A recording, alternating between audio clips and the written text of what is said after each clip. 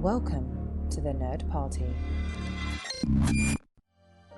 Let the filibustering begin. Welcome to Nerd Party.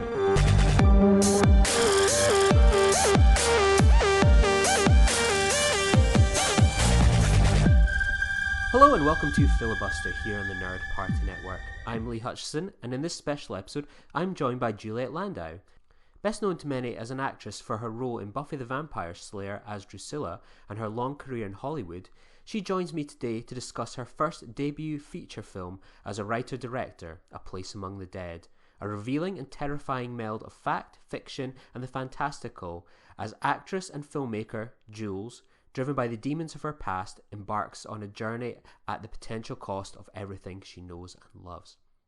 Juliet takes me behind the scenes on the film, its journey to the screen, the opportunities and challenges COVID has presented for its rollout, diving into her fascination with narcissism and vampires, the amazing casting involved in this film, her experience as a filmmaker and what's to come next, and much, much more.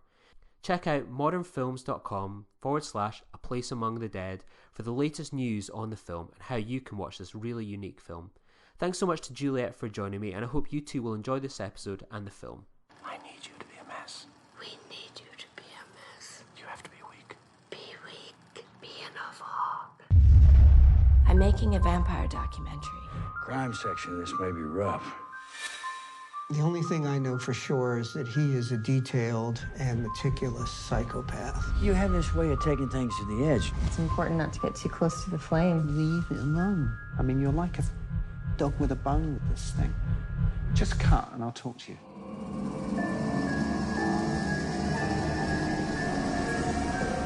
He's baiting you, leading you into his world. Stay back! Go for us, that's what Julie.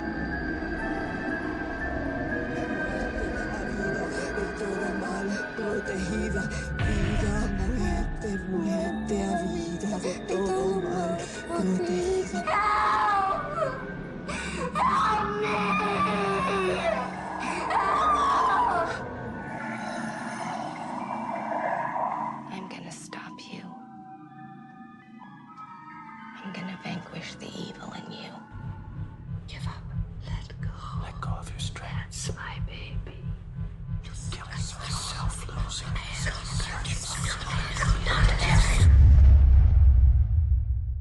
A place among the dead. So, what was the origin of A Place Among the Dead? Well, the movie explores the repercussions of growing up under the sway of narcissism and evil. My husband, Deborah Weeks, and I co-wrote and co-produced the movie, and we both come from this kind of background. And we wanted to make a movie that we hadn't seen before and talk about something that isn't covered in films and really isn't talked about in society as a whole. But there is a yearning for it. If you type in the word narcissism, there are 9,120,000 YouTube videos. Google has 70,400,000 Google results, and psychological abuse has 188 million Google results. And there's sort of a change in the tide where people are wanting to talk about this. And of course, we're getting at it through art and entertainment. What was kind of the evolution of the idea to the finished product? You've clearly got this idea. How long does it take for that to kind of turn into the movie that we saw? It took about 2 years. Dev and I raised the financing, co-wrote, did all the sort of pre-production work, and then did the shoot and then the post-production. We actually completed the movie 1 week before lockdown. So it was fortuitous timing in that way. We literally had finished color correction, the sound mix and everything, and we got to do some in-person screenings that were just so profound and powerful, as have our virtual screenings been. And so it's been quite a journey. What's the appeal of vampires to you?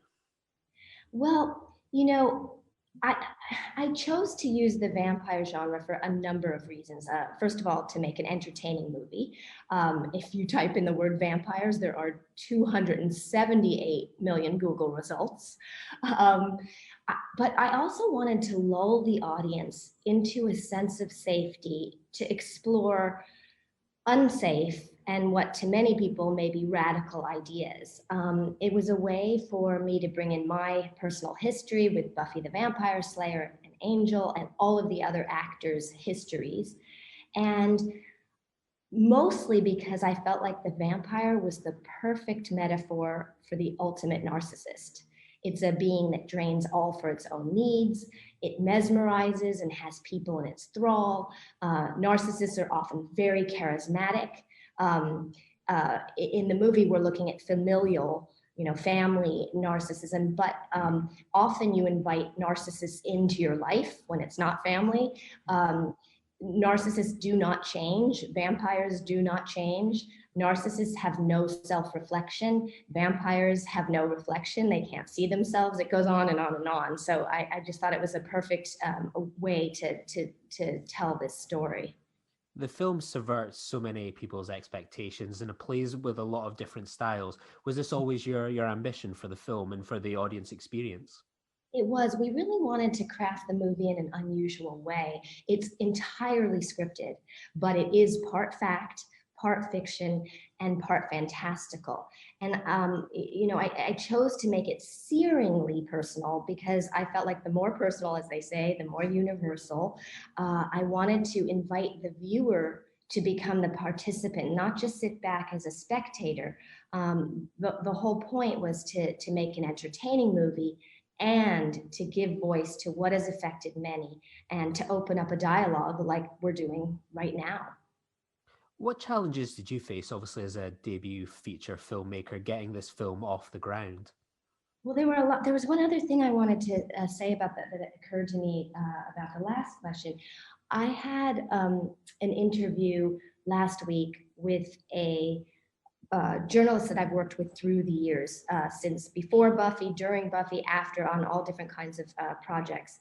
And she writes for a major publication. And we were supposed to have a 20-minute phone interview, and it ended up being an hour and a half conversation.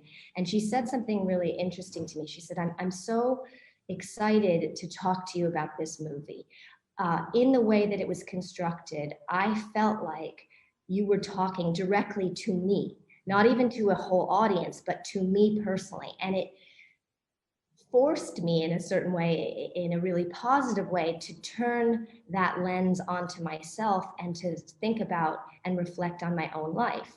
And she proceeded to share with me, and since I'm keeping her anonymity, as I do with everybody who's shared their stories with me seeing the film, she started to talk to me about having been sexually abused from the time she was 12 to 15, and that it's something she's never talked about.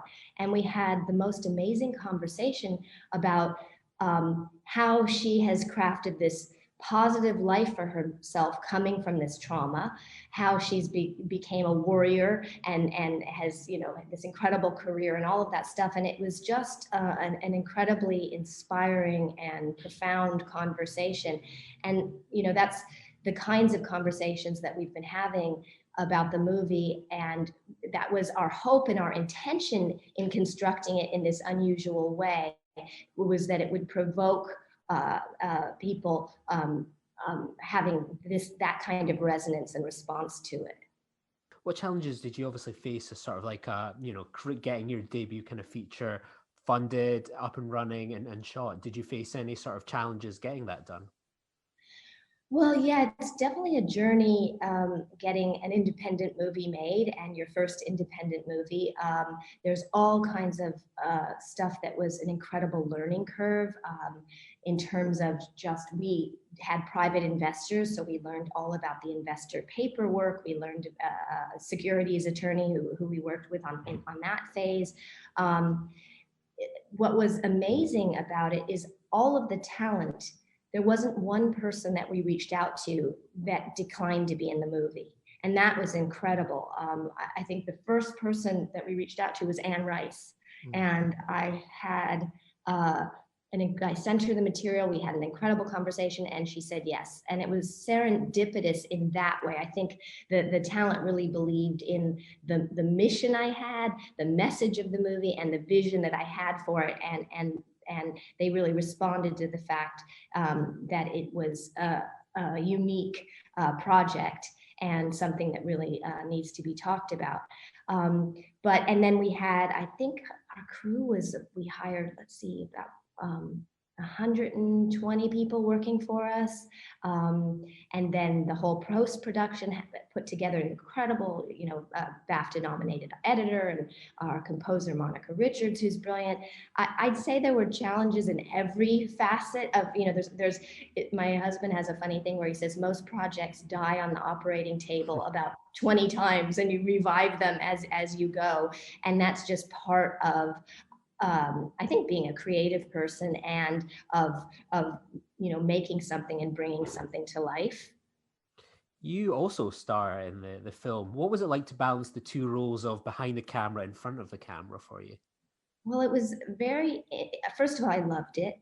But it definitely was alternating between being objective and subjective. It helped that we did a lot of pre-production work and preparation, and we had 2 weeks rehearsal with the actors, and we brought our DP into the rehearsals and discussed how we were going to shoot the movie. We showed the actors all of the stills from the location scouts so that once we organically had the blocking, which is where people are moving in scenes, they knew the environment. Oh, that's where the door is. Okay, we're going to go here. We're going to do that. So everybody was really prepared when we got on set to work. We shot part of the film I think we did 18, let me see. It was actually, we did 6-day weeks from 6 p.m. to 6 a.m. for about 6 weeks of the shoot. And so we were vampires. It was a pretty crazy schedule in that way. But what was interesting on set is I would have to be intuitive and emotional, and especially because the nature of the role, my character Jules, it's a roller coaster of a ride. And so I would have to be open and in a sort of emotional way as an actress, and then stepping out of that and have the cerebral overview of the director. And so it was definitely changing back and forth continually. But it's really incredible to be on your set, bringing the thing that you thought about from an ember of an idea all the way to its fruition. What do you think are the sort of the key differences between yourself and this character of Jules? Well, it's interesting because I play an alter ego version of myself, as does Gary Oldman, Ron Perlman, Robert Patrick, Lance Henriksen, Anne Rice, appearing for the first time ever in a scripted movie. Yeah. And the difference, I would say, between Jules is that the movie is, in essence, it's a cautionary tale. And, one of the things that we really wanted to look at in the movie was the voiceover, because Dev and I said we'd never seen a voiceover or heard one that sounded remotely like the thoughts or voices running through our minds. And if you come from this kind of background, you're not your authentic self. You let these negative thoughts and voices run you and lead you to destructive choices. The whole point of the movie is that there's a different way. As adults, we can make different choices. My alter ego is making destructive choices, and hopefully in real life I'm not, but I did for a long time. And we really wanted to look at that idea, that we make these sort of agreements with our parents, and those become the voices in your mind, or the thoughts in your mind, unless you make a conscious choice and you break those agreements and you decide not to let the past dictate what you're doing in the present. What's it like for you as like an actor, but also as a director on set, to play with these concepts of evil and narcissism? How do you kind of look after yourself when you play with such kind of strong feelings and concepts? That's an interesting question. We worked really closely with our line producer, who was amazing. Not only was he, financially to the penny on everything, which was extraordinary, but on scheduling, we, for myself and all of the actors, when there were highly emotional scenes, we actually scheduled it with a lot of time, so that, generally, especially on television or independent films, you have a certain page count that you're trying to get every day to make the schedule. But we decided, Ashley, our producer, would say, "Oh, well, this is such a light day. It has this many pages. Why don't we do this, this, and this also on this day?" And we said, "No, we really want the space in those scenes to be able to play with them, to be able to go to really dark places, to do all of that on those days. And I know we'll make up for it, and we'll be able to do the other scenes, more of a page count on and balance it where it will all work out." And it seemed to be really effective and work well for all of the actors, where we were going sort of to the places that we needed to go. You obviously compiled a list of this amazing talent, as you touched on: Gary Oldman, Ron Perlman, Robert Patrick, Lance Henriksen, Anne Rice. Did you have sort of like a checklist of these names that you were hoping to bring into the project? Well, it was incredible because we thought it would be, the who's who of the that has a tie to the vampire genre. And so, it was so exciting. I had worked with Gary Oldman prior. I had worked with Robert Patrick prior, and Lance Henriksen prior, and Joss Whedon, who's also in the movie, prior, but had not worked with Ron Perlman or Anne Rice or a number of the other people. And so it was a dream. It was a dream to reach out and have everybody respond and say, yes, yes, we'll do it. And what was fun in working with them is that we scripted these faux interviews to reflect their voices, each of their voices, but to feel completely spontaneous and unscripted. And so hopefully we've struck that balance. It seems that we have, because a lot of people have felt like that it must have been, non-scripted, those sections. And so it was really interesting to work with each of the artists and get their views. So it's their actual views on the nature of evil and all of those things, and figure out how to play with it and script it so that it served the story. And in essence, they sort of are the Greek chorus, and they delineate chapters in the movie.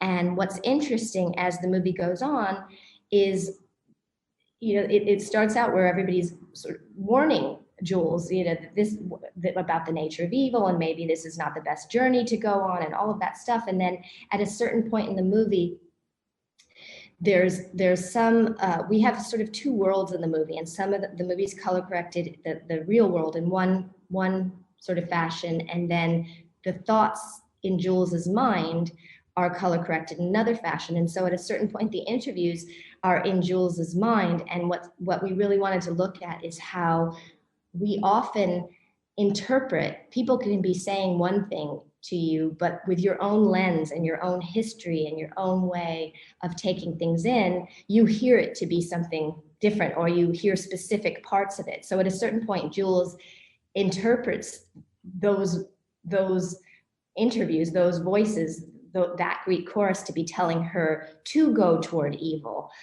which I personally don't believe is a good thing to do. And I know, in our own lives, both my husband and I, we chose to not engage with our families at a certain point, and our lives bloomed to an unbelievable degree, not engaging with toxicity. But it's interesting because Jules hears, they say one thing and she interprets it and hears something else. It's interesting as well. What I found quite fascinating, again, the film plays with so many different expectations. When I've watched this film a couple of times now, and one of the things I noticed was when you have all these actors on screen, I'm like, oh, there's Gary Oldman, oh, that's Anne Rice. Mm-hmm. I just assume that is them on screen. but they never get named or mentioned. And like you kind of, as an audience member, you think, oh, actually, I'm just assuming that's Gary Oldman talking about his kind of experience with vampires. That could be, you know, potentially someone else. That could be that, as you say, that Greek chorus. It doesn't actually have to be Gary Oldman and Anne Rice on screen. I found that really interesting how I kind of came away with that, and I made such a wrong expectation of the film. That is really interesting. I love that. How much of the film's kind of unique style came together in the edit for you? The movie evolved in the edit, but we always knew we were going to do the meld that we were going to do. One of the things that we wanted to do with the cinematic choices is create a sense of being off balance and disoriented. That's a device in the film. I mean, for much of the film, you're inside Jules's POV. And it was a way to show what it feels like when you're in this kind of relationship, or you're in the orbit of a narcissist. How unstable it feels, how there feels like there's no ground, how you feel like you're losing yourself bit by bit by bit, and how harrowing that can be. And one of the things that we do too is when Jules is close to that character, there are blurs or statics employed as she gets close to him. And we based the movie largely on a book by psychologist M. Scott Peck called People of the Lie. And he talks about when you're near people like this, how you feel a sense of confusion and revulsion, and that there's a blurring of yourself and a loss of clarity, and that you feel like you're disappearing and no sense of yourself. And it's one of the things I think that people have been responding to so strongly. You know, whether it's a family member, or it's a spouse, or an ex-boyfriend, or an ex-girlfriend, or a friend, or a boss, or a coworker, or our world leaders. What ends up emerging, we've been having we've been doing these interactive screening events because our distributor, Modern Films, it's one of the things that they, why we wanted to go with them, because we made this movie to have a conversation. And we, of course, had to adapt to doing them virtually, but we've been doing these virtual screening events where people from all over the world are able to watch the movie together, and then we have a Q&A, and then we have an interactive audience Zoom, and every single one has lasted 4 hours with the entire audience. And people are talking about the movie, and then sharing intensely personal stories, and then talking about the movie, and then sharing more intensely personal stories. And it's just been so powerful and profound. And what ends up emerging every time from every corner of the globe, from every socioeconomic level, people say, oh my gosh, it's as if we're all talking about the same person, because the traits are so much the same. A couple of the people that have been champions of the film, Dr. Romani, who is a psychologist and author, and she's the premier expert on narcissistic personality disorder and narcissistic abuse. Each of her videos get like 400,000 to 1 million views. She says that we're getting at what she does through academia, we're doing through art and entertainment. We just did a podcast with a USC professor of psychology, and she's a forensic psychologist as well. And that was really fascinating. We're going to be doing a screening event with her. And then we've also had a lot of some of the audience members who've been coming back again, starting to say, hey, we know this, would you like to do a screening event with this partner? I think they'd be interested. So they've been sort of putting together some of the events, which have been unbelievable. That's incredible. And kind of looking back on your first feature, what has surprised you kind of the most about this whole experience?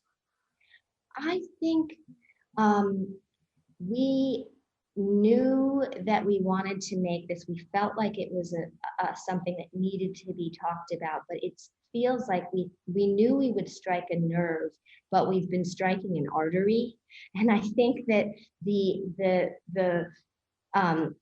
there's been such an escalation of cruelty, hatefulness, bad behavior in the world. And so I think it's a ripe time for people to be talking about this and saying we don't want this. And we've had such incredible, this outpouring of responses on social media and people emailing. We had one gal whose fiance of 4.5 years had committed suicide, and his mother was a narcissist and continues the narcissistic abuse after he passed away. And she said that the movie really gave her a sense of peace because she understood more than she ever did his own thought process and what he was going through. It's just been unbelievable in terms of how many people, a lot of people ended up saying it's been life-changing for them. And the whole concept of that, they didn't have to go and spend time with their family at the holidays if they didn't want to. We've had many people say, oh my gosh, I'm just realizing, seeing the movie, it's taken me 3 years, it's taken me 5 years, it's taken me 10 years after this relationship that I had to feel like I'm finally have a sense of myself back, and I didn't realize what it was. And the minute I saw the movie, I got it. It's just been unbelievable. So I think that we felt like that would be so, but the extent to which that's been happening has been an unbelievable and powerful surprise. What's it like been to sort of with these virtual audiences? It feels like you've kind of created this amazing kind of community. Has there been any sort of interpretations where you're like, wow, maybe that was something I was kind of bringing to the surface with things, or interpretations where they've kind of taken you completely by surprise? It's been, it's interesting because we started to craft when we were first planning all of this. We've done a sort of revolutionary thing in terms of distributing, because we thought, well, why don't we partner with New York Comic Con? And MAC Cosmetics did our first premiere screening event. And what was interesting is that, people, including myself, have done panels at Comic-Con, which generate later ticket sales on a project. But this made the film available right there where we could all watch together, and we could then all interact and talk about it together. And it's a brand new way to reach the audience, with the closure of cinemas everywhere, as well as the general direction movies were going before COVID. We think it's going to be some aspect of the future. It's the water cooler cinema experience, which has been sorely lacking culturally, where everything's been so spread out and dispersed. People watch things on a streaming platform, but there's no sort of community of where you go to talk about it in a central hub. And it was a way to put the audience and the fans at the forefront. And so that has been really exciting to be able to do that. And, New York Comic Con has a mailing list of 800,000 people. So we were able to have a hugely successful event and response.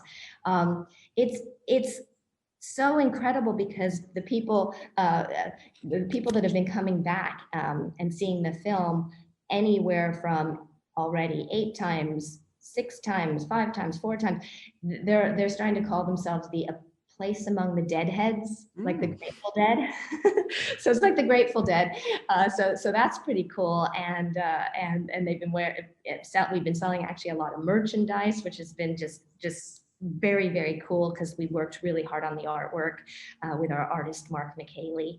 And so I think every time we have an audience Zoom, we have another event coming up on this a week from today. There's something surprising or interesting that someone says or interprets or describes from their own life. And even if they're, if they are lucky enough to have never come into contact with anyone of this sort of nature, the thing that happens with which seems very rare in terms of what we're finding, but people have said, well, it really makes me look at the idea of my own parenting. What are the agreements that I'm making with my own child? How could I make that better and stronger, even if I'm already a really loving, great parent? So that's pretty phenomenal as well. Does your involvement with something like Buffy, for example, does that bring in a built-in audience as well? And are you kind of surprised after like 2 decades? I think 2 decades, that your character and the audience for your work has kind of stayed with you? Well, it's so lovely. And yes, the Buffy fans definitely follow you into project and the next project and are really supportive and incredible and intelligent fandom. And it's so special to have been involved and done work that people respond to and have generationally watched with their kids, and now even with their grandkids. Makes me feel so old. But it's really a special and incredible thing to have that, to have that experience and have people that are really excited about whatever you're doing next. And what is next for the film? Obviously, it's presented challenges and exciting opportunities with COVID. What's kind of going to be next for the film as it continues its journey out into the world and people's TVs and screens? Yes, well, we decided to, because of the success and demand of the screening events, Modern Films and Miss Juliet Productions, our production company, decided to extend this window of the screening events longer than we had originally anticipated. And then we will be opening worldwide, and then we will be on the major streamers and doing all of that. So it's going to have all of the windows, but we wanted to continue these powerful discussions that we're having. Modern Films is a awesome female-based distribution company, and they're based in the UK and usually distribute UK and Ireland solely, but went worldwide with A Place Among the Dead. And they have unbelievable taste. They just released Werner Herzog's latest film and Viggo Mortensen's directorial debut. And so we're really happy to be working with them, and the fact that they also agreed with us that we wanted to keep longer doing the events. So that's really exciting. And then of course we will be going into all the natural next windows where everybody can see it, in other ways. And we will also be doing, we've been talking about DVD and Blu-ray rights as well. So that's pretty cool. We're going to be having physical stuff too. What's going to be next for yourself? Have you got a project or perhaps a subject in mind for your next feature? Yeah, well, there's a lot going on. As an actress, I actually shot a movie called Penumbra during COVID that was very COVID safe protocols. And it's a really interesting otherworldly Western. The director's name is Thomas Nagovin. Jake Busey is in it as well. And the producer is E. Elias Marriage, who directed Shadow of the Vampire with Willem Dafoe and John Malkovich. And he also directed Suspect Zero with Sir Ben Kingsley. And so that was a very interesting character. I've last season I recurred on Amazon show Bosch, and then this season I started shooting before COVID a recurring role on TNT's show Claws, and then I shot another episode post COVID, so I'm doing that. And then as a director and production company, we have a number of really exciting things. We have a documentary series called The Undead Series, which is, we're partnering with a really exciting company on that. And it all of the same people that worked with us on A Place Among the Dead came back to work with us again, plus Tim Burton and Willem Dafoe, and it's very, very different in tone. It's super funny and fun and light and engaging, and you really see people in a way that you have never, ever seen them on camera before. So super excited about that. We kind of say it's a little bit like, I don't know if you've ever seen Jerry Seinfeld's Comedians in Cars Getting Coffee. Yeah. Yeah, okay. So this is Vampires in Coffins Getting Blood. Okay, So, I'm sold. You've got my money. I don't need to even hear anymore. so, and I host the show, and so that's pretty cool. And then we also have optioned a book that is very different in tone and is completely different. It's much more like a romantic sweeping period drama that we are going to be working on doing as a series, and then a number of other scripts as well that, again, very, very different, because that's, as an actress, I've been really fortunate to get to play a diverse range of roles, and as a director and creator, it's the same thing. You have different things that you want to explore and look into and play with. For those that are just hearing about this movie for the first time, finally, where's the best place for people to kind of stay up to date with any of these virtual screenings, getting involved in this kind of community of what's called, I forget the name of your fan base. Among the Deadheads. Yeah, the Deadheads, if they want to get involved with them. Where's kind of the best places to kind of keep up to date online with any of the news about the film, future release options, etc.? Yes. So the best place is Modern Films, our distributor. So it's modernfilms.com/A Place Among the Dead. modernfilms.com/A Place Among the Dead. That page always has where you can see the film immediately, and then it will have everything as it is unfolding. And also on my social media, on Twitter, I'm Juliet Landau, and on Instagram, I think I'm Juliet_Landau, and on Facebook, the Fans of Juliet Landau page, I moderate, and I'm on there. So obviously on all of those channels as well. So yeah, and hopefully people come and join in. Well, thank you so much. It's been an absolute pleasure to talk to you, and I wish you nothing but success for the film and safe 2021. Oh, thank you so much. This has been a complete joy. Join the revolution. Join the Nerd Party. Welcome to Nerd Party.